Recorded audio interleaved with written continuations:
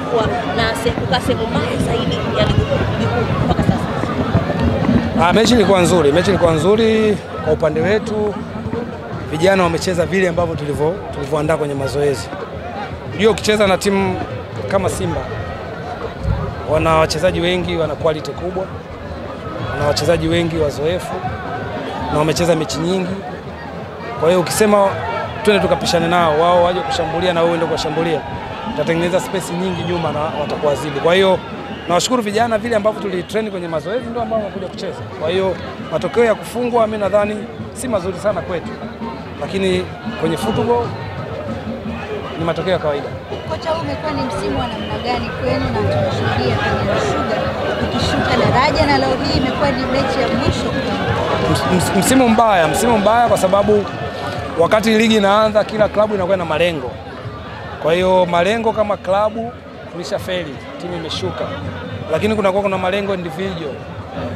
Mchezaji mmoja, mwalimu, lakini hata uongozi. Kwa hiyo nasema msimu haukuwa mzuri kwa sababu timu imeshuka. Lakini naamini Mungu alikuwa amepanga. Hicho ambacho kimetokea Mungu alikuwa ameshapanga. Hatuwezi kupingana navyo. Tunarudi kwenye uongozi, tutajipanga, tutasajili wachezaji kuhakikisha mwaka unaofuata kurudisha timu. Baada ya ukabidhi wa timu mambo yalionekana kama vile kuanza kwenda vizuri, lakini baadaye hali ikawa mbaya. Unadhani kitu gani ambacho kilibadilika zaidi? Shida ilikuwa pressure. Pressure ilikuwa ishakuwa kubwa. Kuna wachezaji tayari walikuwa washakata tamaa ya kuwa hawawezi kucheza tena, na kuna wachezaji tayari walikuwa washakata tamaa kuwa timu imeshuka. Kwa hiyo tulitumia nguvu nyingi kujaribu kuwa encourage, kuambia haijaisha mpaka ishe. Kwa hiyo gap la pointi lilikuwa kubwa kiasi kwamba wengi walikuwa washakata tamaa. Kwa hiyo mimi nasema yote kwa yote ni vitu ambavyo vishatokea, huwezi kuvirudisha. Tunaangalia mbele kuhakikisha tunabakiza wachezaji wetu. Mwakani tucheze championship, na naamini season inayofuata tutarudi tena kwenye Premier League. Kocha, tunategemea kuona msimu ujao pengine ndani ya daraja la kwanza. Ndio kazi yetu.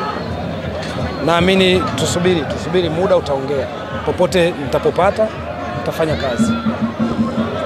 Kocha, nini siri yao? Kwa sababu tangu ulipoingia wewe mpaka watu wamejiuliza imekuwaje kutoka alikotoka mpaka kuja kuwa kocha kwa mara ya kwanza tu anaonyesha kiwango cha aina hii. Siri kubwa ni nini? Mimi bahati nzuri nimesoma muda mrefu, toka bado nacheza nilikuwa nasoma. Kwa hiyo watu wengi walikuwa hawajui kama mimi nasoma. Kwa hiyo naamini yale ambayo tunayapata darasani tumeyaleta kwa wachezaji, tumeweza kuwaelekeza nini wafanye. Nadhani mabadiliko yaliyotokea ni tuwapongeze sana wachezaji kwa sababu waliamua wao wacheze, kuipambania timu, kuipambania nembo. Lakini nadhani gap la pointi na pressure ilikuwa kubwa kwenye timu. Tutajipanga. Shukrani sana.